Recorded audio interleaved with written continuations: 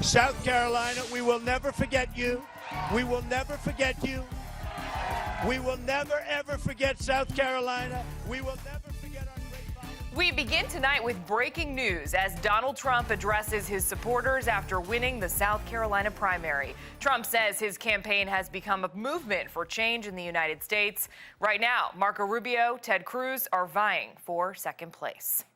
And we have some more breaking news tonight. Jeb Bush has suspended his campaign for the Republican presidential nomination after a poor showing in the South Carolina primary. Bush addressed his supporters at his campaign headquarters in Columbia.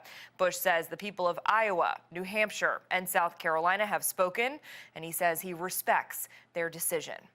So let's take a look at the numbers so far in South Carolina. If we look at the top right-hand corner of this graphic, we see 98% of those votes are reporting right now. Those precincts have been counted. Trump is the clear winner, 33% of the vote. Ted Cruz, Marco Rubio, neck and neck, vying for second place. You can see Trump at 33%, Ted Cruz 22%, Marco Rubio at 22%. So they're just separated by a few thousand votes. The rest of the field trailing pretty badly in the single digits. The South Carolina primary and the Nevada caucus are crucial in the 2016 presidential race. The races were tight, but the results weren't a complete surprise. Fox News correspondent Caroline Shively has the latest information from Columbia, South Carolina. She joins us live. Hi, how are you?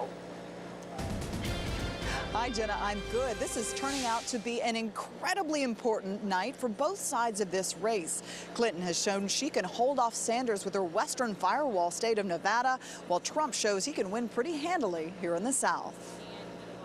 Donald Trump becomes the first candidate to win back-to-back races this political season, taking the top spot in New Hampshire and now South Carolina. There's nothing easy about running for president, I can tell you.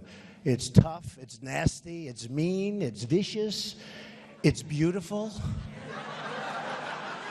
When you win, it's beautiful. But Texas Senator Ted Cruz is still fighting near the top of the pack. As the winner of the Iowa caucuses, he's the only candidate to beat Trump so far. Senator Marco Rubio making a strong showing in South Carolina on the heels of two major endorsements from Governor Nikki Haley and Senator Tim Scott. Jeb Bush making the decision to suspend his campaign after the results. I remain optimistic, and with the right kind of leadership that we all need to work to make sure happens, America's best days are ahead. On the Democrats' side, Hillary Clinton takes home a win in the Nevada caucuses. I am so thrilled and so grateful to all of my supporters out there. Senator Bernie Sanders congratulated Clinton on her victory in the close race and says he's looking forward to future contests. It is clear to me, and I think most observers, that the wind is at our backs. And with Bush dropping out tonight, now the race is on for the other Republican candidates to scoop up his supporters. Jenna, back to you. Caroline, thanks for keeping us informed tonight. We appreciate it. Despite a tough test from Senator Bernie Sanders, Hillary Clinton prevailed. At 10:30, we'll dig deeper into the Democratic road to the White House. Voters in South Carolina are among the most important for Republican presidential hopefuls. Ashley McGeehan joins us here live in the studio with more from those voters who said they had a lot to weigh before casting their ballot. Hi, Ashley. Hi, Jenna. Well, with still a number of candidates on the Republican ticket, a lot of voters were anxious to see if their pick would take home the top prize. They said they take their right to vote very seriously, especially for this election. It's the first in the South primary, and South Carolina voters are casting their ballot for who they want to see on the Republican ticket.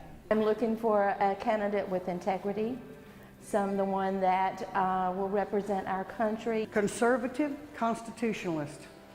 I'm looking for somebody that believes in the Constitution and follows the Constitution. The state is historically a prized win for Republican candidates looking to make it all the way to the White House. South Carolina is an important factor in the election, and it will show what the average people do feel in the country. I think we're representative because people come here in South Carolina from all over the country. According to exit polls, Trump is still the favorite for those upset with the federal government. But Cruz has an edge with those whose top issue is combating terrorism. You don't vote, you don't have a right to say anything about what goes on. It's our right and our privilege. It is a privilege to be able to vote. If history repeats itself, the Palmetto State could be pointing in the direction of a nominee with tonight's turnout. The primary winner has gone on to win the Republican nomination in every race since 1980, except for 2012. I think the fate of America is in this election. Now, who will take that title officially still remains unknown, of course, but officials say tonight's outcome could put Donald Trump in a good position ahead of Super Tuesday. Jenna. Ashley, thanks. And the primary for those wanting to vote on the Democratic side will be held on February 27th. South Carolina Governor Nikki Haley is throwing more support behind Marco Rubio. Governor Haley stopped by Rubio's headquarters today as voters headed to the polls. Earlier this week, Haley announced her endorsement of the Florida senator for president. She says Rubio is the one to restore American greatness. Governor Haley acknowledges her personal friendship with Rubio rival Jeb Bush, but says that's not what the election is about. She was also by Marco's side tonight when he was giving his speech.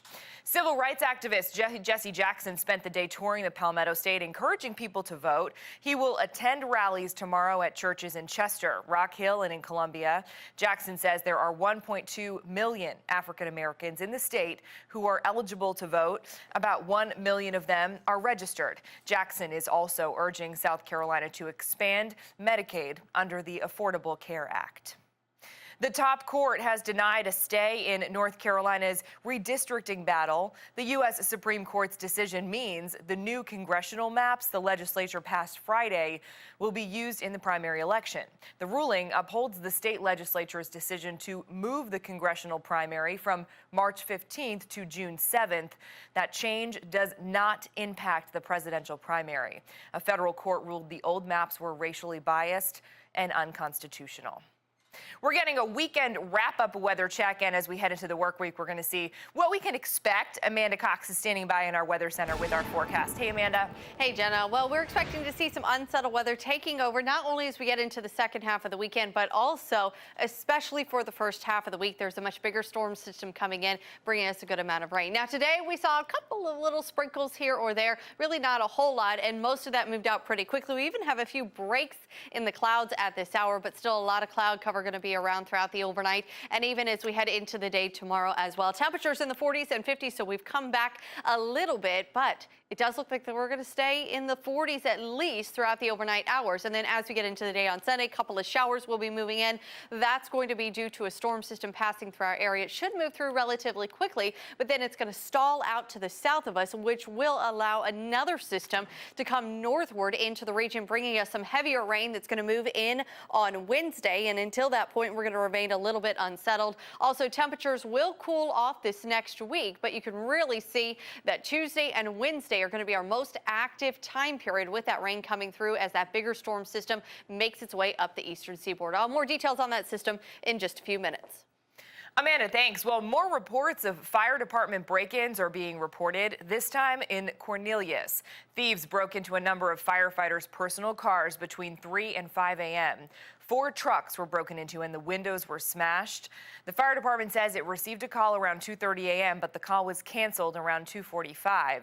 Nothing valuable was reported missing from the trucks, but they were rummaged through. And the Cornelius Fire Department wasn't the only department with break-ins in this string of thefts. The Huntersville Fire Department also had 4 firefighters' personal vehicles damaged while they were on duty. Not many items were taken from the cars, but the windows were left broken. Officials believe this is connected to the Cornelius break-ins and believe it could be connected to others. Regardless of the damage, Huntersville Fire Department officials say they will respond to all calls promptly, no matter what, saying they come to work because they're passionate about helping people. Anyone with information related to any of these crimes is asked to call Crime Stoppers. A tragedy has hit the Charlotte 49ers men's basketball team. Team student manager Austin Rainey was killed in a car accident in Northern Virginia on his way to Washington, D.C. with friends. The team and staff are heartbroken about what happened. A funeral for Rainey will be at St. Thomas More Catholic Church in Chapel Hill next Friday, February 26th at 11:30 a.m. Hey, we're counting down until Daytona 500. Now it's less than 24 hours away. You can check out the Great American Race right here on Fox 46 tomorrow at 1 o'clock. In the meantime, Josh Sims and Logan Sherrill are in Daytona. They're having fun on the speedway. They're joining us to explain what they've done all day. Hello, fellas. Oh, what's going on, Jenna? We're now actually across the street from Daytona International Speedway. You could kind of see that behind us, and what a view here at night, Logan. A beautiful sight, isn't it? Just to think, here in about 12 hours, that place is going to be rocking 150,000 in the stands, another 100,000 in the infield. We've been hanging out with them for the past couple of days. Good people, huh? Yeah, good people and some good racing so far, and we're going to have some more good racing later tomorrow afternoon with the Daytona 500. But you know what? We actually got a chance to get out on the track this morning, jump in one of those pace cars, huh? Yeah, it was a lot of fun because we had actually one of the drivers is going to be competing tomorrow in the Daytona 500, David Reagan, and that's what's a lot of fun also about getting on the track and being able to ride in a pace car with an actual driver who spends time on the track. He can break down and really give you a more in-depth analysis, more or less, of what you're seeing out on the track. That's right. And the video you're seeing right now is us in the pace car this morning, going around the track, going about 100 miles an hour. What really got to me was you go around those curves, and we were nearly vertical.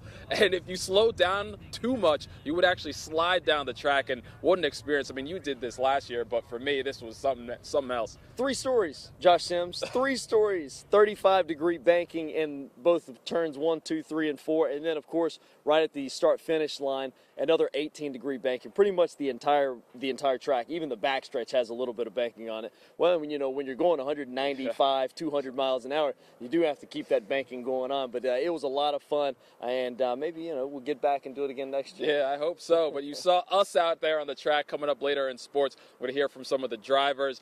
Final day of practice for Sprint Cup, and I'll let you know what the strategy is heading into tomorrow's race. And also got a chance to ask a couple of fans if they knew really the trivia, knew the history of the Daytona 500. We got into the history books. We dove deep into it, and I stumped one guy in particular. His name was Spike Lee, and I'll let you simmer on that until sports. That's right. For Logan Sherrill, I'm Josh Sims, live in Daytona, across the street from the International Speedway. Fox 46 Sports, WJZY. What a tease, Logan. You guys have me laughing over here. Slightly seasick from watching that video. 195 miles per hour. That's pretty ridiculous. All right, you two, stay safe. We'll check back with you in a few. So the feds are cracking down on hoverboards. They're putting in some stiff regulations for companies selling the devices. We'll explain after the break. And thousands show up to honor the former Supreme Court Justice Antonin Scalia. We take you to his funeral as party lines blur to pay their respects.